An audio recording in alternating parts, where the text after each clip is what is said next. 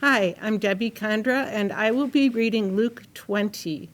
One day, as Jesus was teaching the people in the temple courts and proclaiming the good news, the chief priests and the teachers of the law, together with the elders, came up to him. "Tell us, by what authority are you doing these things?" they said. "Who gave you this authority?" He replied, "I will also ask you a question. Tell me, John's baptism, was it from heaven or of human origin?" They discussed it among themselves and said, "If we say from heaven, he will ask, 'Why didn't you believe him?' But if we say of human origin, all the people will stone us because they are persuaded that John was a prophet." So they answered, "We don't know where it was from." Jesus said, "Neither will I tell you by what authority I am doing these things." He went on to tell the people this parable. A man planted a vineyard, rented it to some farmers, and went away for a long time. At harvest time, he sent a servant to the tenants so they would give him some of the fruit of the vineyard. But the tenants beat him and sent him away empty-handed. He sent another servant, but that one also they beat and treated shamefully and sent away empty-handed. He sent still a third, and they wounded him and threw him out. Then the owner of the vineyard said, "What shall I do? I will send my son, whom I love. Perhaps they will respect him." But when the tenants saw him, they talked the matter over. "This is the heir," they said. "Let's kill him, and the inheritance will be ours." So they threw him out of the vineyard and killed him. What then will the owner of the vineyard do to them? He will come and kill those tenants and give the vineyard to others. When the people heard this, they said, "God forbid." Jesus looked directly at them and asked, "Then what is the meaning of that which is written? 'The stone the builders rejected has become the cornerstone.' Everyone who falls on that stone will be broken to pieces. Anyone on whom it falls will be crushed." The teachers of the law and the chief priests looked for a way to arrest him immediately because they knew he had spoken this parable against them, but they were afraid of the people. Keeping a close watch on him, they sent spies who pretended to be sincere. They hoped to catch Jesus in something he said so that they might hand him over to the power and authority of the governor.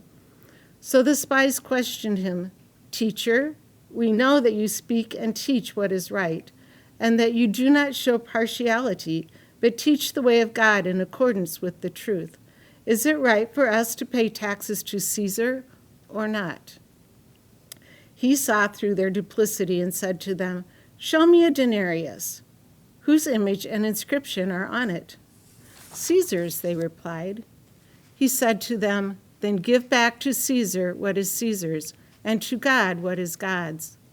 They were unable to trap him in what he had said there in public, and, astonished by his answer, they became silent. Some of the Sadducees, who say there is no resurrection, came to Jesus with a question. "Teacher," they said, "Moses wrote for us that if a man's brother dies and leaves a wife but no children, the man must marry the widow and raise up offspring for his brother. Now there were 7 brothers. The first one married a woman and died childless. The second and then the third married her, and in the same way the 7 died, leaving no children. Finally, the woman died too. Now then, at the resurrection, whose wife will she be, since the 7 were married to her?" Jesus replied, "The people of this age marry and are given in marriage, but those who are considered worthy of taking part in the age to come and in the resurrection from the dead will neither marry nor be given in marriage, and they can no longer die, for they are like the angels. They are God's children, since they are children of the resurrection.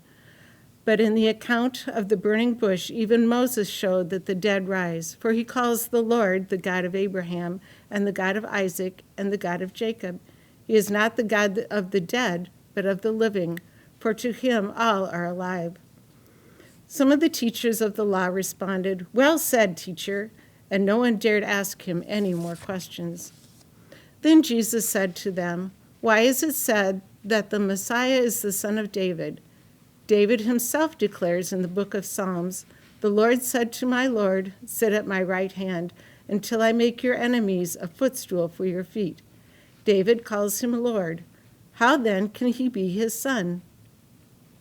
While all the people were listening, Jesus said to his disciples, "Beware of the teachers of the law. They like to walk around in flowing robes and love to be greeted with respect in the marketplaces and have the most important seats in the synagogues and the places of honor at banquets. They devour widows' houses and for a show make lengthy prayers. These men will be punished most severely."